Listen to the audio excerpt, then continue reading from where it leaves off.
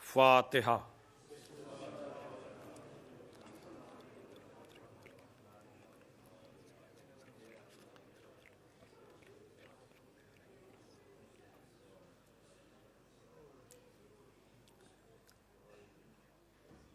اعوذ باللہ من الشیطان اللعین الرجیم، بسم اللہ الرحمن الرحیم، الحمد للہ الذی ہدانا لہذا وما كنا لنہتدی لولا ان ہدانا اللہ، لقد جاءت رسل ربنا بالحق، الصلاۃ والسلام علی النبی الامی العربی القرشی المکی المدنی البطحی الابتہی التہامی الدافع جیشات الاباطیل والدامغ صولات الازالیل، مولن الحق بالحق ابی القاسم محمد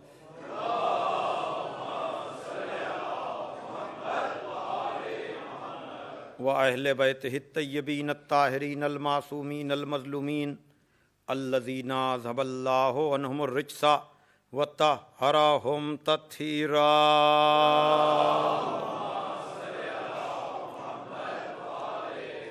ولعنۃ اللہ علی اعدائہم اجمعین من الآن الی یوم الدین، اما بعد فقد قال علی علیہ السلام لا سواء امام الہدی و امام الردی و ولی النبی و عدو النبی۔ صلوات بھیجے محمد والا۔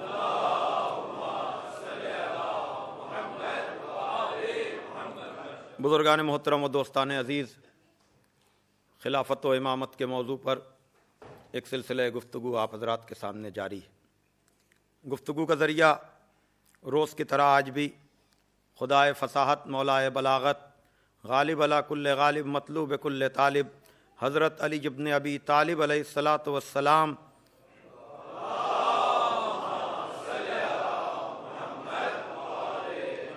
کی زبان مبارک پر جاری ہونے والے الفاظ، جس میں ارشاد ہو رہا ہے کہ ہدایت کا امام اور گمراہی کا امام برابر نہیں ہے، نبی کا دوست اور نبی کا دشمن برابر نہیں ہے۔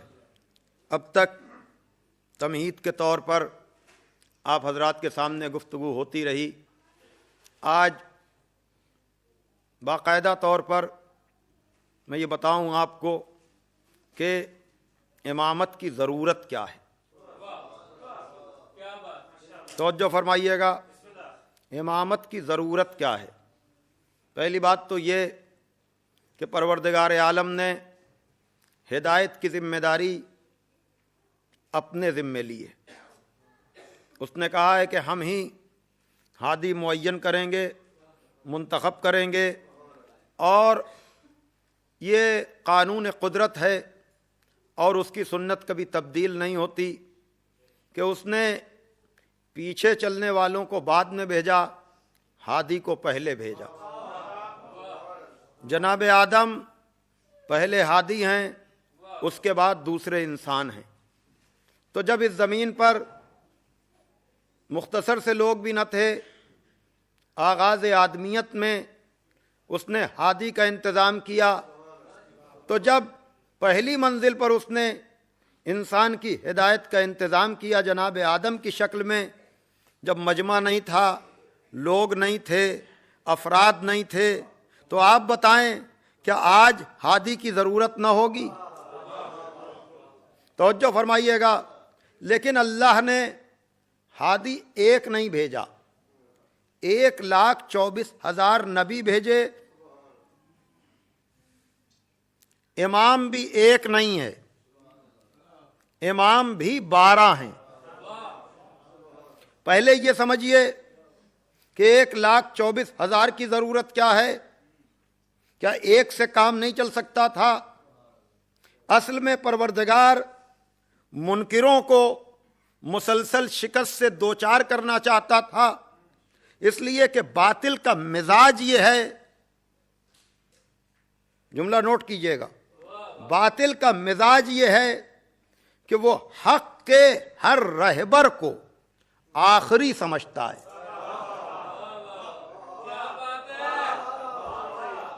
آخری آدمی تک بات جا رہی ہے.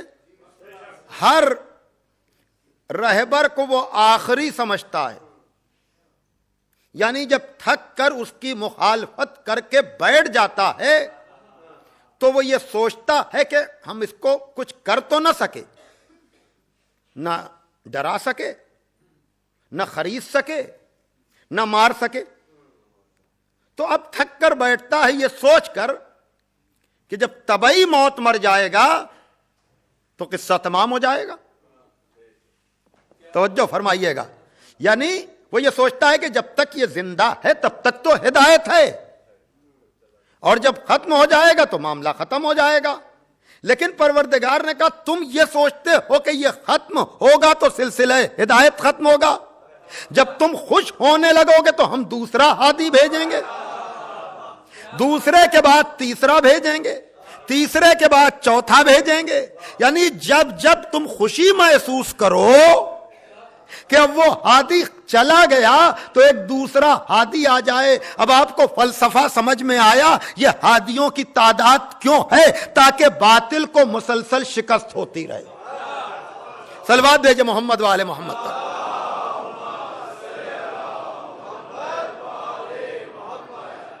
یہ ہے بنیادی فلسفہ. اب آئیے آخری نبی تک آ جائیے. لیکن نبی خاتم النبیین ہیں، یا تو سلسلہ ہدایت ختم ہو تو انسانیت بھی ختم ہو. بھئی سوال یہ پیدا ہوتا ہے کہ نبی آخری ہیں، انسان تو آخری آ نہیں چکا نا. تو جب انسان ہے تو ہادی بھی ہونا چاہیے. اب امامت کی ضرورت سمجھیے میں جو بات کہنا چاہ رہا ہوں، ورنہ نبیوں کے بعد اماموں کی ضرورت کیا تھی؟ میں لطف لے رہا ہوں جو فکر ہے میری. بھائی ختم نبوت پہ جلسے ہو رہے ہیں، نبوت ختم ہو گئی. بھائی ہے نا پاکستان کا اتنا بڑا مسئلہ. بھائی یا تو غلام احمد قادیانی کو اجازت دے دو، اس کے ماننے والوں کو. نہیں، میں جو کہنا چاہ رہا ہوں بات کو سمجھیے. بھائی جب لوگ نہیں تھے تب تو ہادی تھا.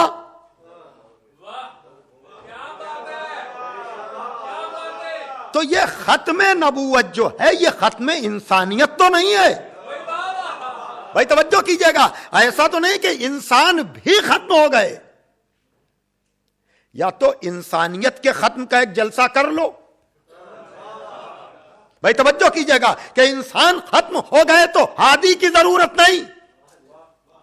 میں کہہ رہا ہوں، میں خود لطف لے رہا ہوں. مولا نے جو جملہ مجھے عطا کیا ہے، بھائی جب آپ ختم نبوت کے جلسے کر رہے ہیں تو یہ اور انسانیت باقی ہے تو یہ جلسے خود ہی بتا رہے ہیں کہ اب نبوت کے بعد کسی اور نام سے سلسلہ ہدایت ہونا چاہیے. بھائی توجہ کیجئے گا، اس لیے کہ جب ختم نبوت کا اعلان ہو چکا اور ختم انسانیت کا اعلان نہیں ہوا، توجہ کر رہے ہیں کہ نہیں؟ تو اب نبی تو آخری آ گیا لیکن آخری ہادی نہیں ہے. اب سوال یہ پیدا ہوتا ہے انسان کے ساتھ ہادی ضروری ہے. اب آپ بتائیے جب خاتمہ نبوت ہو چکا تو سلسلہ ہدایت کا نام کیا ہے؟ اب ایک بات بتائیے گا، یہ نبی کو اللہ نے بنایا یا بندوں نے؟ بھائی توجہ کیجئے گا، نبی کو اللہ نے بنایا. کس نے بنایا؟ اللہ نے. تو اب نبی کے بعد جو سلسلہ ہدایت ہوگا اسے کون بنائے گا؟ اللہ بنائے گا یا بندے بنائیں گے؟ میرا موضوع کیا ہے؟ امامت و خلافت. خلافت کے لیے آپ نے فیصلہ کر لیا کہ خلیفہ بندے بناتے ہیں، خدا نہیں بناتا. تو اب خدا کا بھیجا ہوا ہادیوں کا سلسلہ خلافت والا تو ہو نہیں سکتا. اب سوائے امامت کے آپ جائیں گے کہاں؟ صلوات پڑھ دیں محمد والے محمد پر.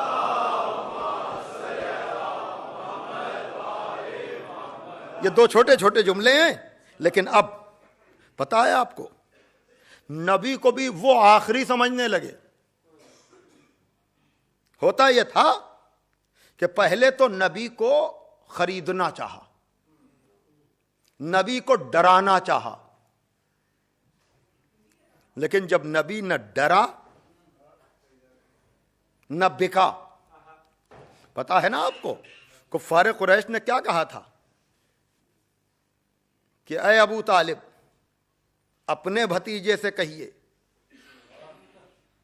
سوال یہ ہے جب ابو طالب آپ کے گروہ کے ہیں تو ان سے کہہ کیوں رہے ہیں؟ کفار کا ابو طالب سے کہنا بتا رہا ہے کہ کفار اور ہیں، ابو طالب اور ہیں.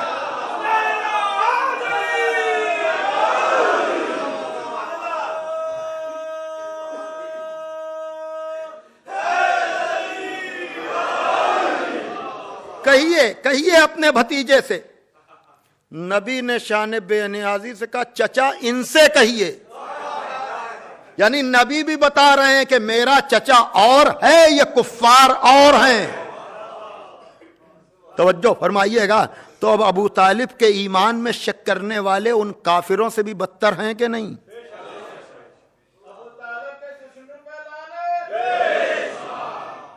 بھائی ظاہر سی بات ہے کہ اب اشعار تو میں پڑھوں گا نہیں کئی دن تک، کوٹا پورا ہو چکا اس کا. ایک صلوات بھیجیے ذرا محمد والے محمد پر. کل میں نے فرمائش پوری کر دی، اب نثر میں بات آگے بڑھے گی. تو عزیزان محترم بات یہ ہے کہ کہیے چچا ان کافروں سے کہیے کہ اگر یہ میرے ایک ہاتھ پہ چاند رکھ دیں، ایک ہاتھ پہ سورج رکھ دیں، تب بھی اعلائے کلمت الحق سے باز نہ آؤں گا.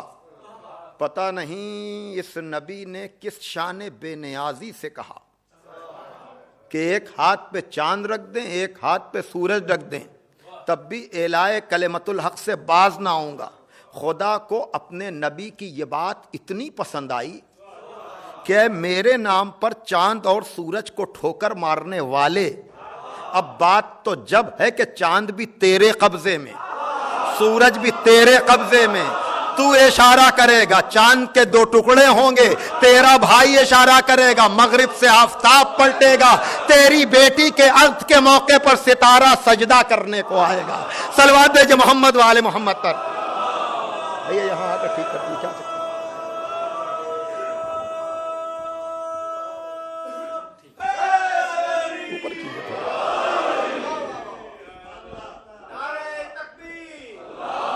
قریب کر دی.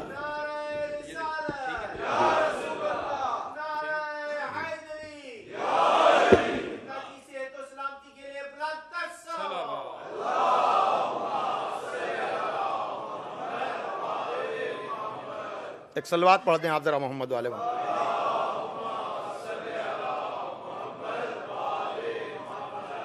بھائی توجہ فرما رہے ہیں عزیزان، میں بڑے سکون سے پڑھ رہا ہوں تاکہ سب کے ذہن میں اتر جائے کہ امامت کی ضرورت کیا ہے. توجہ فرمائیے کہ دیکھیے اب تو کفار بھی یہ سوچ رہے تھے کہ ٹھیک ہے ہم انہیں نہ دبا سکے نہ خرید سکے، طبعی موت تو مریں گے. یہ دیکھیے یہ میں اس کو جو ہوں گھنٹوں میں پڑھ سکتا ہوں، لیکن میں جملوں میں کہہ کر گزر رہا ہوں کہ اب ظاہر سی بات ہے جب آدمی کچھ نہیں چلتی تو یہ ہوتا ہے کہ موت آئے گی تو قصہ تمام ہوگا. نبی آتے تھے گھر میں اس لیے کہ جب خرید نہ سکے دبا نہ سکے تو پتھر مارنے لگے. تو قدرت تو اپنا انتظام کرتی ہے نا. اس نے یہ کیا کہ وہ نور جو چلا تھا جناب آدم کے صلب سے ہوتا ہوا اور آیا تھا عبد المطلب تک، انا والی من نور واحد کا مصداق ہے یہ نور. یہ دونوں سگے بھائی ہو سکتے تھے لیکن چونکہ زہرا سے نسل رسول کو آگے بڑھنا تھا، اس لیے جناب عبد المطلب کے بعد اس نور کو دو حصوں میں تقسیم کیا۔ ایک جزو نور کا اظہار جناب عبداللہ کے ذریعے ہوا، جس کے ہاتھ میں جمال آیا، جس نے چاند کے 2 ٹکڑے کیے۔ ایک جزو نور کا اظہار جناب ابو طالب کے ذریعے ہوا، جس کو جلال امامت ملا، جس نے سورج کو پلٹایا۔ وہ جمال کی علامت ہے، یہ جلال کی علامت ہے۔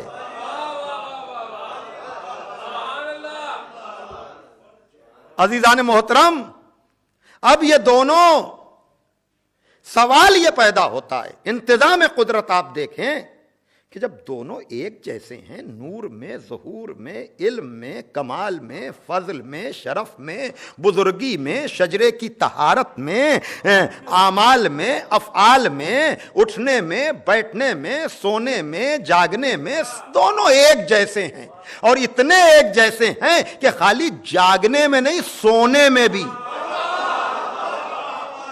اس لیے کہ جاگنے میں تو نقل ہو سکتی ہے، سونے میں نہیں ہو سکتی۔ بتا دیا، جب نور ہوتا ہے تو خالی جاگنے میں نبی جیسا نہیں ہوتا، کفار سے پوچھ لو، سونے میں بھی نبی جیسا۔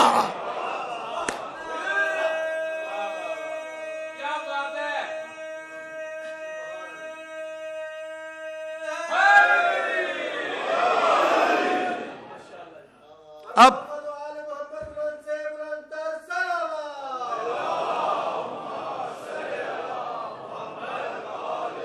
ضرورت دیکھیے، ضرورت امامت کی کہاں سے میں شروع کر رہا ہوں۔ سوال یہ پیدا ہوتا ہے، پتہ ہے آپ کو، جناب فاطمہ بنت اسد گئیں جناب ابو طالب کے پاس پیغام لے کر کہ عبداللہ کے یہاں بیٹا ہوا ہے، خصوصیات یہ ہیں، یہ ہے ولی اور وصی، جس کا کل میں نے ذکر کیا تھا۔ کہا فاطمہ بنت اسد 30 سال کے بعد اسی جیسا بیٹا تمہیں بھی ملے گا۔ میں نے اتنی آسانی سے کہا، آپ نے اتنی آسانی سے سنا، آپ سمجھے عظمت ابو طالب کیا ہے۔ نبی سے 30 سال چھوٹے ہیں مولا علی۔ سوال یہ ہے کہ یہ دونوں ایک ساتھ نہیں آ سکتے تھے؟ سگے بھائی نہیں ہو سکتے تھے؟ سگے نہ ہوتے تو جس سال جناب عبداللہ کے یہاں جناب پیغمبر پیدا ہوئے تھے، اسی سال مولا علی پیدا ہوتے۔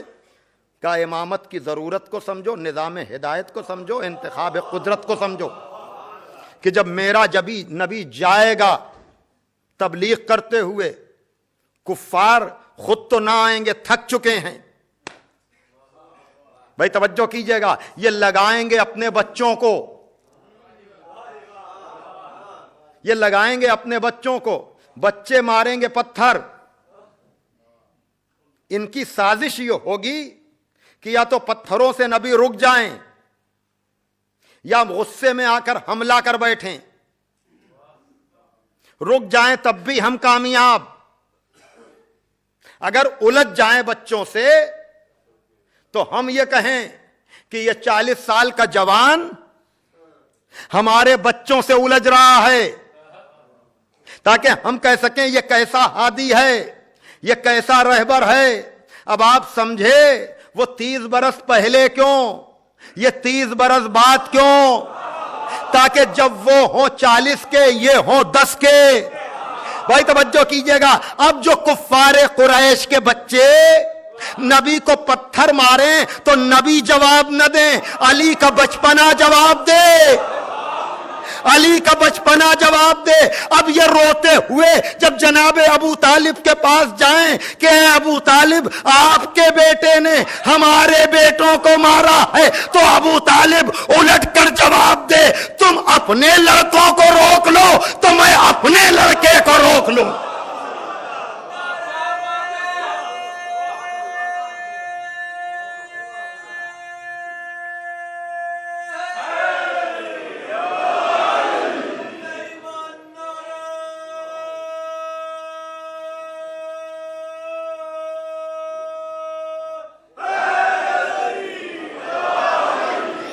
دیکھیں گفتگو کس طرح سے آگے بڑھ رہی ہے. اب نبی جب گھر میں آتے تھے دیکھتے تھے زہرا کو. یہ پہلے امام کا تعارف ہو گیا کہ ضرورت کیا ہے تاکہ نبی کی ہر محاذ پر حفاظت ہو. تو نبی جیسا ہوگا جبھی نبی کے ہر مزاج کی حفاظت ہوگی. وہ منزل آگے آئے گی. لیکن اس وقت اتنا کہ جب نبی تبلیغ کر کے گھر میں پہنچتے زہرا کو دیکھ کر کہتے تھے کہ میری بیٹی تجھے دیکھ کر مجھ میں حوصلہ تبلیغ پیدا ہوتا ہے. تجھے دیکھ کر مجھ میں حوصلہ تبلیغ پیدا ہوتا ہے. بھائی آپ کے گھر میں بھی بیٹیاں ہوں گی. تھکا ہوا باپ جاتا ہے, یہ تو کہتا ہے کہ تجھے دیکھ کر سکون ہو گیا, اطمینان ہو گیا, تھکن اتر گئی. کہ آپ نے کوئی باپ دیکھا ہے جو اپنی بیٹی کو دیکھ کر کہے کہ تجھے دیکھ کے مجھے دوپہر کام پہ جانے کو دل چاہتا ہے؟ تو نہ نبی عام باپ ہے نہ زہرا عام بیٹی ہے. یہ نبی کہہ کیا رہے ہیں کہ میری بیٹی تجھے دیکھ کے مجھ میں حوصلہ تبلیغ پیدا ہوتا ہے. اس لیے کہ نبی نے کفار کا مزاج دیکھا تھا, کفار کی طینت دیکھی تھی, ان کی فطرت دیکھی تھی کہ یہ مخالفت کر کے ہمیں روک تو نہ سکے. لیکن اب یہ سوچ رہے ہیں کہ ان کا کوئی بیٹا تو ہے نہیں جو ان کی فکر کا وارث بنے گا. جب نبی مر جائے گا تو کوئی اس کی حفاظت کرنے والا نہ ہوگا. اب جو یہ زہرا کو دیکھ کر نبی کہتے تھے کہ تجھے دیکھ کر مجھ میں حوصلہ تبلیغ پیدا ہو رہا ہے, یہ زہرا کو نہیں, زہرا کی پیشانی میں سلسلہ امامت کو دیکھتے تھے. میری بیٹی جب تک تیری نسل رہے گی میرے دین کو مٹائے گا کون؟ صلوات بھیجے محمد والے محمد.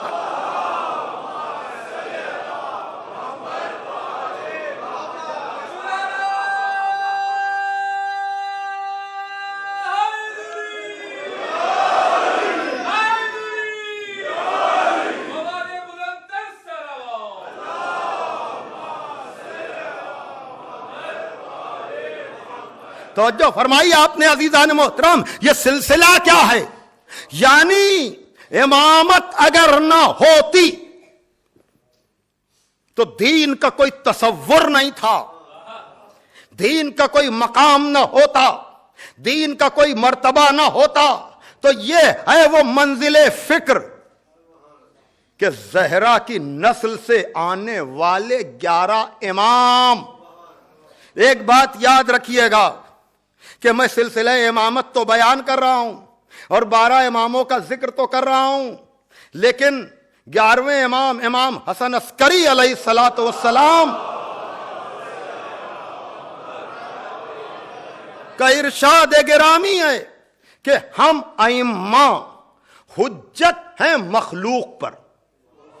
ہم ائمہ حجت ہیں مخلوق پر اور ہماری جدہ زہرا حجت ہیں ہم پر.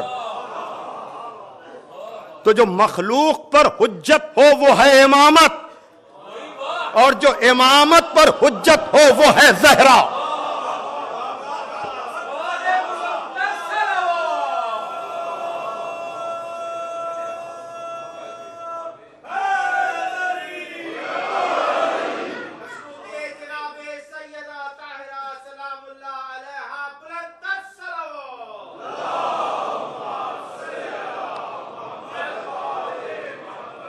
بھائی دیکھیے, آپ حضرات آگے آ جائیے, جگہ تنگ ہو رہی ہے. نہیں میں بلاؤں گا, آپ رہنے دیجئے, میں بلا لوں گا. اس کا طریقہ یہ ہے کہ آپ, آخری امام کا ایک لقب ہے جس کے اوپر لوگوں کو کھڑا ہو جانا چاہیے. میں وہ لقب اپنی زبان پر جاری کروں گا, اور وہ لقب ہے کہ جس کے لیے کہا جاتا ہے کہ جب یہ آئے, یعنی امام قائم علیہ السلام. صلوات پڑھتے ہوئے آپ حضرات آگے آ جائیے, جگہ بنا لیجئے. نعرہ صلوات.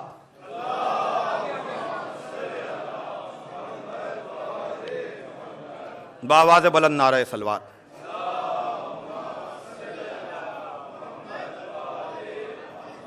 اور یاد رکھیے گا کہ ذکر علی کے موقع پر پیچھے سے آگے آنا بدعت نہیں ہے.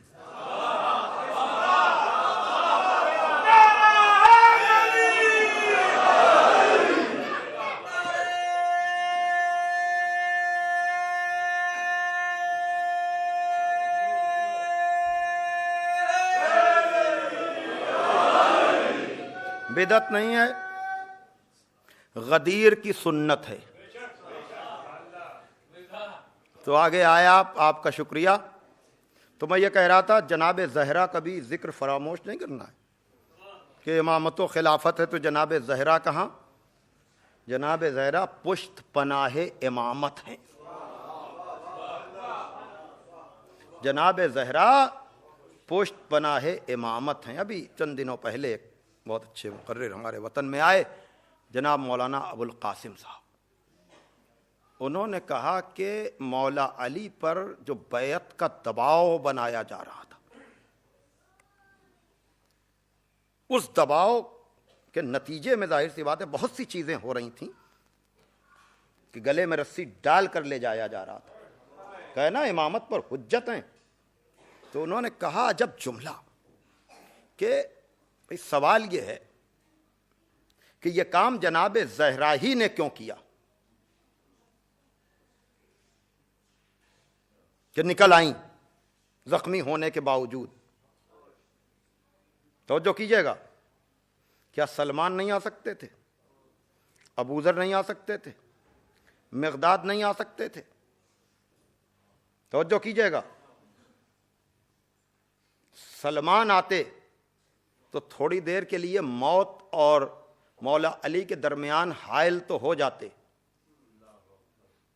لیکن جو بدبخت قوم مولا علی کے گلے میں رسی ڈال سکتی ہے اسے سلمان کو مارنے میں دیر کیا لگتی، ابوذر کو مارنے میں دیر کیا لگتی، مقداد کو مارنے میں دیر کیا رکھتی. یعنی کچھ دیر کے لیے سسپینڈ تو ہو جاتی موت. اب آپ سمجھے زہرا کیا ہے؟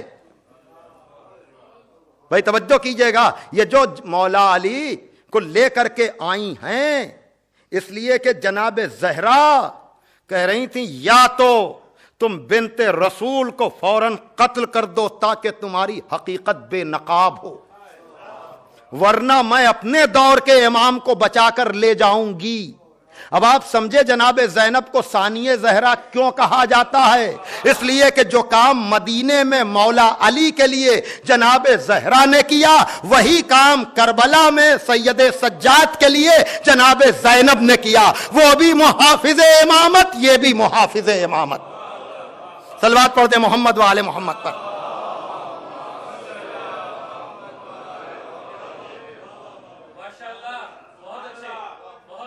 توجہ فرما رہے ہیں عزیزان محترم.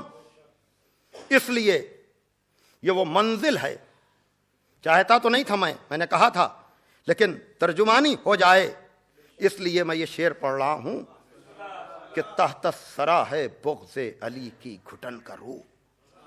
جہنم کی انتہائی پستی، محسن نقوی شہید. تحت الثری ہے بغض علی کی گھٹن کا روح، کوثر میرے حسین کی بخشش کا نام ہے. کوثر میرے حسین کی بخشش کا نام ہے. جنت علی کے سجدہ وافر کی ہے زکات، جنت علی کے سجدہ وافر کی ہے زکات. دوزخ بطول پاک کی رنجش کا نام ہے.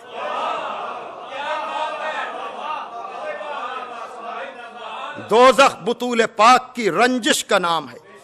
ہاں عزیزان محترم، انصاف نہیں ہوگا اگر میں سلسلہ امامت کا ذکر کروں اور جناب زہرا کا ذکر نہ ہو.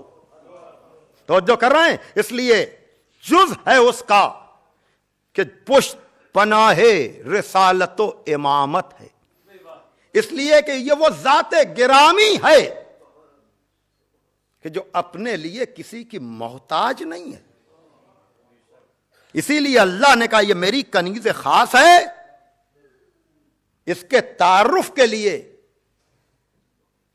اس کا باپ رحمت للعالمین ہے، اس کا شوہر امیر المومنین ہے، اس کے بیٹے جوانان جنت کے سردار ہیں، لیکن یہ اپنے تعارف میں کسی کی محتاج نہیں ہے، یہ خود اتنی مرکزی حیثیت رکھتی ہے کہ خدا کہتا ہے رحمت للعالمین پہچانا جائے تو اس کے ذریعے، امیر المومنین پہچانے جائیں تو اس کے ذریعے، سردار جوانان جنا پہچانے جائیں تو اس کے ذریعے۔ صلوات بھیجے محمد وآل محمد۔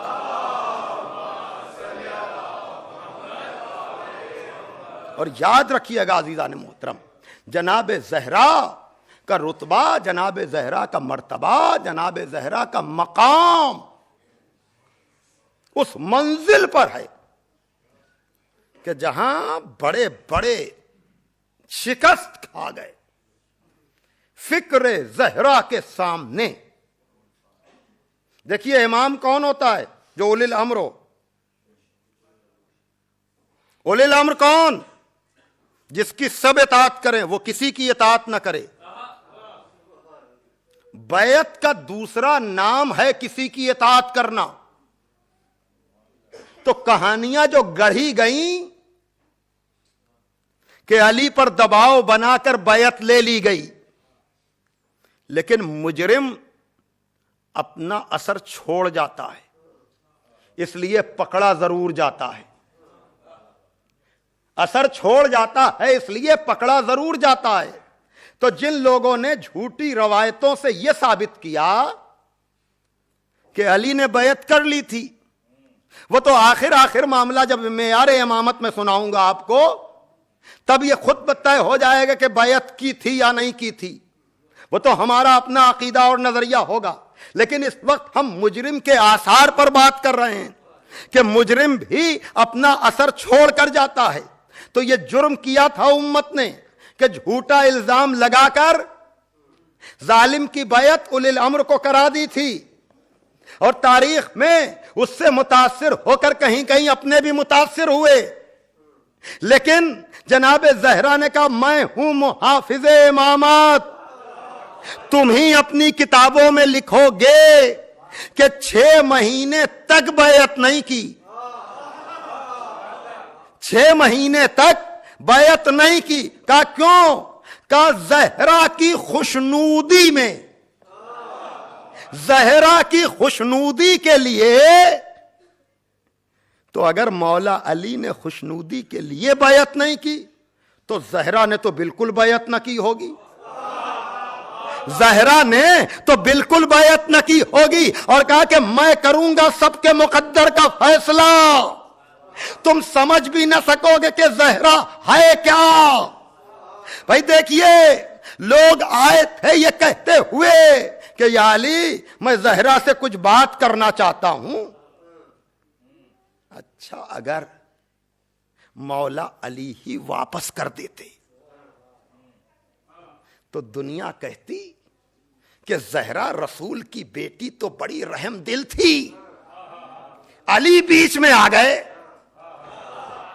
علی بیچ میں آ گئے۔ بھائی اہل بیت کے گھرانے کا مزاج ہر آدمی سمجھ نہیں سکتا۔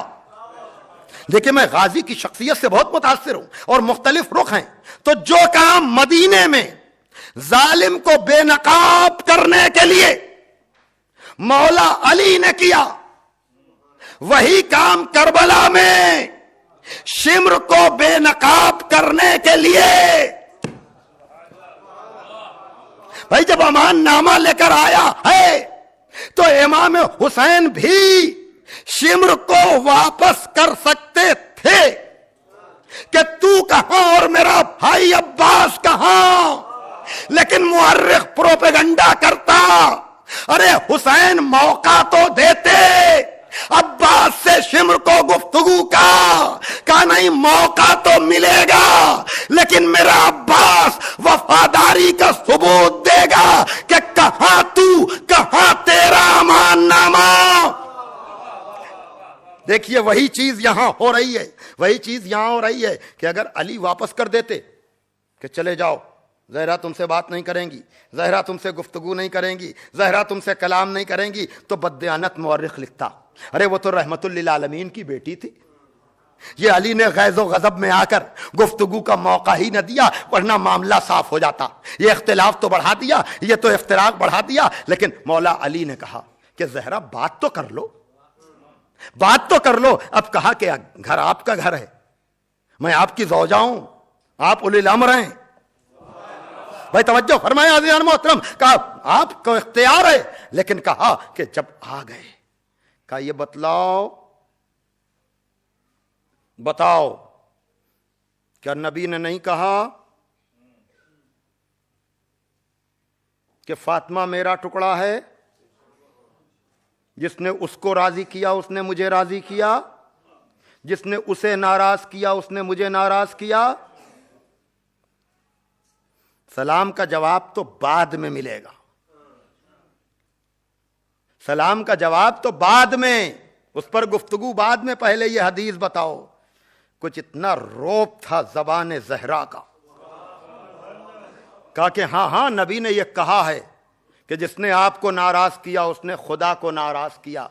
ایک مرتبہ کا پروردگار گواہ رہنا، میں ان سے ناراض دنیا سے جا رہی ہوں۔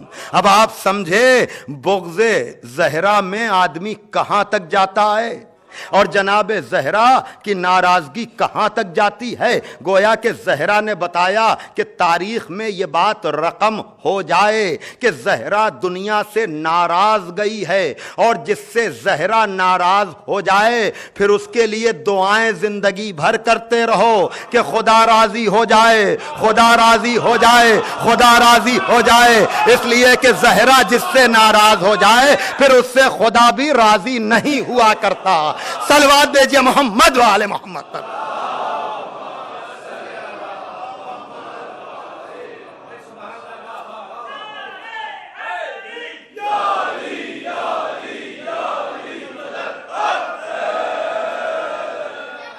آج کی تاریخ میں عام طور سے اگر موقع رہتا ہے تو جناب حر کا ذکر کرتا ہوں، اور جناب حر کے ذکر کے ساتھ تذکرہ زہرا کا ایک ربط ہے۔ باندھ کر رومال زہرا ابن زہرا نے کہا، باندھ کر رومال زہرا ابن زہرا نے کہا، ساری دنیا کا مقدر حر کی پیشانی میں ہے، ساری دنیا کا مقدر جس کو رومال زہرا مل جائے۔ اب آپ سمجھے ان آنسوؤں کو رومال زہرا میں جگہ کیوں ملتی ہے؟ تاکہ آپ کا مقدر بھی حر کے مقدر سے مل جائے۔ شفاعت کی علامت ہے زہرا، نجات کی منزل ہے زہرا۔ بڑے بڑے مراجع کرام نے اپنی تحریروں میں لکھا ہے کہ ہمیں اپنے علم اور تصنیف پر بھروسہ نہیں، لیکن زہرا کے لیے کہے جانے والے اشعار پر بھروسہ ہے، اس لیے کہ ملکہ شفاعت زہرا ہوں گی۔ ہاں عزیزو، کبھی آپ نے یہ سوچا، کبھی سوچا آپ نے کہ یہ رومال حبیب کے پیشانی پر کیوں نہیں، سعید کی پیشانی پر کیوں نہیں، زہیر کی پیشانی پر کیوں نہیں، یہ حر کا مقدر کیوں بنا؟ اس لیے کہ حر سب سے آخر میں آنے والا ہے لشکر حسین میں۔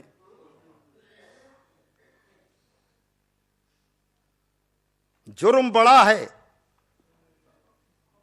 کوئی سند چاہیے بخشش کی، ورنہ حسین کے چاہنے والے حر کو معاف نہ کرتے، حر کو علیہ السلام نہ کہتے۔ پتا ہے نا آپ کو، تفصیل کا وقت نہیں ہے لیکن تھوڑا سا ذکر ضروری ہے کربلا کے مقدمے کے لیے۔ 28ویں رجب کو امام حسین مدینے سے چلے، 8ویں ذی الحج کو مکے پہنچے، 4 شعبان کو مکے پہنچے، اور شعبان، رمضان، شوال، ذیقات اور ذی الحج، اتنے دنوں تک مولا حسین مکے میں رہے۔ 8ویں ذی الحج کو مکے سے آپ چلے जनाब मुस्लिम की रिपोर्ट के नतीजे में कूफे की तरफ, और इधर रास्ते में जनाब मुस्लिम की सुनानी सुनी, हुर का लश्कर आया। तो करबला ले जाने वाला कौन? देखिए वहां यह है कि रिज़ाए ज़हरा नहीं तो खुदा राजी नहीं। अलामत देखिए आप, ज़हरा हैं क्या, और यहां क्या है? लजाम फरस पे हाथ डाला, कहा हुर तेरी मां तेरे गम में बैठे। कहा नवासे रसूल, अगर आपकी मां ज़हरा ना होती तो मैं भी कुछ कहता। तो ये जुमले नहीं हैं, ये अजमत ज़हरा का इकरार है कि जहां जनाब ज़हरा के लिए नर्म गोशा हो तो फिर नजात का रास्ता आसान हो जाता है। लेकिन बहरहाल करबला में लाने वाला तो यही हुर है ना। एक बड़ा बादशाह जो गया है, उसने इमाम हुसैन के रोजे की तामीर तो कराई, लेकिन वो तैयार नहीं था कि हुर के रोजे की भी तामीर हो।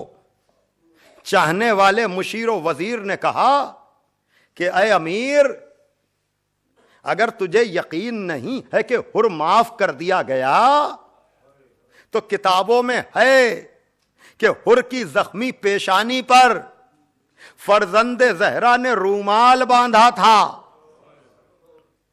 कब्र खोद कर देख ले, अगर यह बात सच होगी तो रूमाल अभी तक बंधा हुआ होगा।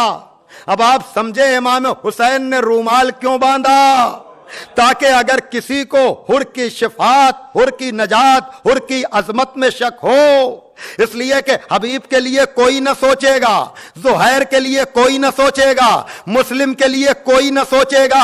अब आप समझ रहे हैं आंसुओं का रूमाल ज़हरा से रब्त क्या है, इसका नजात से रिश्ता क्या है। यानी हर मामले में आदमी शक कर सकता है, लेकिन अगर ज़हरा की अलामत कोई आ जाए, अगर ज़हरा की कोई निस्बत आ जाए तो फिर नजात में शक की कोई गुंजाइश नहीं है। ये है हुर का मुकद्दर कि रूमाल ज़हरा हुर का मुकद्दर बन गया। जज़ाकुम रब्बुकुम हाज़ा दारू। मैंने पूरे मंजर को उजागर किया ताकि आपको जनाब हुर का रुतबा, जनाब हुर का मर्तबा, जनाब हुर का मकाम, हां बड़ा रुतबा है जनाब हुर का, बड़ा मकाम है जनाब हुर का। इसलिए कि ये वो शहीद है कि जो हरावले लश्करे हुसैनी है, सबसे पहले मौला हुसैन की तरफ से जाने वाला है। हाँ अजीजों, पिछली रातों में मसाइब में कुछ कमी शायद रह गई, लेकिन अब आज जनाब हुर का मातम है, जनाब हुर का मातम है। कौन हुर? कि जो शब आशूर की रात खैमे के बाहर टहल रहे हैं। किसी ने जाकर कहा अमीर, मैंने इस तरह से परेशान हाल आपको कभी नहीं देखा। कहा समझना चाहते हो? आओ। तराई के किनारे ले गए, ख़याम हुसैनी की तरफ से हवा का झोंका आया, छोटे छोटे बच्चों की आवाज, अलतश कत कुतिलना, हाय प्यास हमें मारे डाल रही है, हाय प्यास हमें मारे डाल रही है। कहा सुना, ये प्यास इन बच्चों को मारे डाल रही है और ये आवाज मुझे मारे डाल रही है। मैं इन बच्चों का मुजरिम हूं, ये मेरी वजह से यहां आए हैं, मेरी वजह से प्यासे हैं। कहा फिर इरादा क्या है?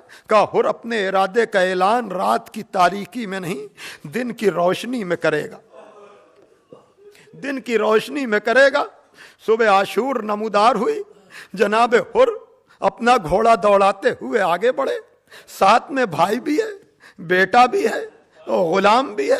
थोड़ा आगे बढ़ने के बाद कहा मेरे लाल, میں حسین ابن علی کا مجرم ہوں، میرے چہرے پر نقاب ڈال دو، میرے ہاتھوں کو رومال سے باندھ دو، میں اپنے آقا کے سامنے مجرموں کی طرح جانا چاہتا ہوں۔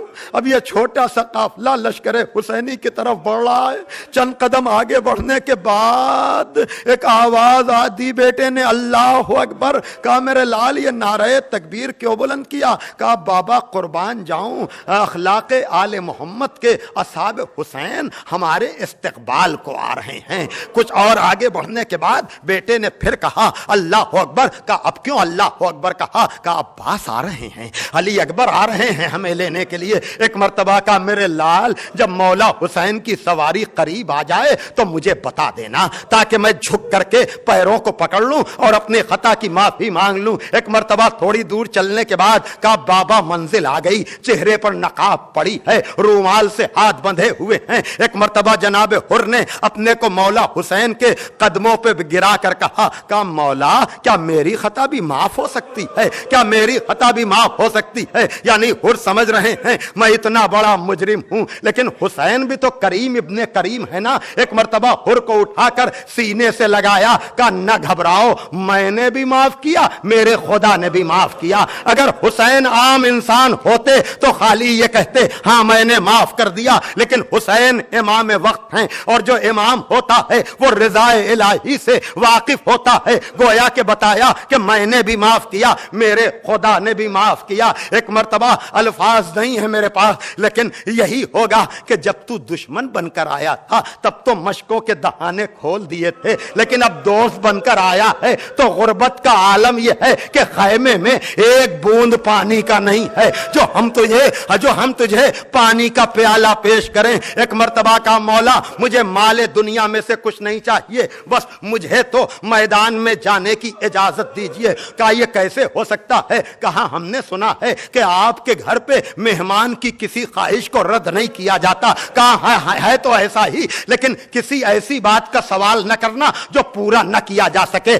کہا بس میدان میں جانے کی اجازت دیجئے۔ جناب حر کو اجازت ملی، اجازت لی اپنے لیے، لیکن سب سے پہلے اپنے بیٹے کو بھیجا۔ بیٹا گیا، 3 دن کا بھوکا نہ تھا، 3 دن کا پیاسا نہ تھا، لیکن ایک مرتبہ جب ایک دم سے سب نے حملہ کیا، حر کا بیٹا گھوڑے پر سے زمین پر آیا تو کہا بابا میری مدد کو آئیے۔ حر نے بیٹے کی آواز سنی، بہت تیز گھوڑا دوڑاتا ہوا اپنے بیٹے کے لاشے پر پہنچا۔ جیسا منظر حر نے دیکھا ویسا ہی منظر ہر باپ دیکھے، اس لیے کہ حر دیر میں پہنچے، مولا حسین پہلے پہنچے۔ ایک مرتبہ حر نے چاہا کہ بیٹے کے لاشے کو اٹھائیں، حسین نے روک دیا۔ اے حر غضب نہ کر، کہیں کوئی بوڑھا باپ جوان کا لاشا اٹھاتا ہے میں کہوں گا مولا آپ نے حر کو تو روک دیا، لیکن جب علی اکبر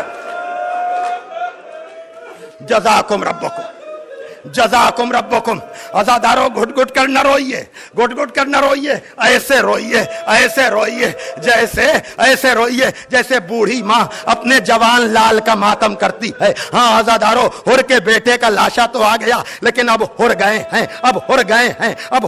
ہیں لڑنے کے لیے۔ میمنے کو میسرے کو قلب لشکر پہ الٹتے رہے۔ ایک مرتبہ ایک تیر آیا جو جناب حر کی پیشانی پر لگا، تیورا کر گھوڑے سے زمین پر آئے۔ امام حسین سے کہا آقا میرا آخری سلام قبول کیجئے۔ ایک مرتبہ گھوڑے کو دوڑاتے ہوئے مولا حسین حر کے لاشے پر گئے اور اس کے سر کو اپنے زانوں پر رکھا۔ کتنا خوش نصیب ہے یہ آنے والا مہمان جس کو حسین کا زانو مل رہا ہے۔ ایک مرتبہ امام حسین نے چاہا کہ حر کی پیشانی کا خون روکیں، لیکن جب کسی طرح سے خون نہ رکا، ایک مرتبہ اپنی جیب سے رومال نکالا، وہ رومال جو جناب زہرا نے اپنے ہاتھوں سے تیار کیا تھا۔ اے حر یہ تیرا مقدر جو تیری پیشانی پر رومال زہرا بن رہا ہے۔ ہاں عزادارو آپ بھی جب روتے ہیں تو دکھیا ماں رومال لے کر آ جاتی ہے۔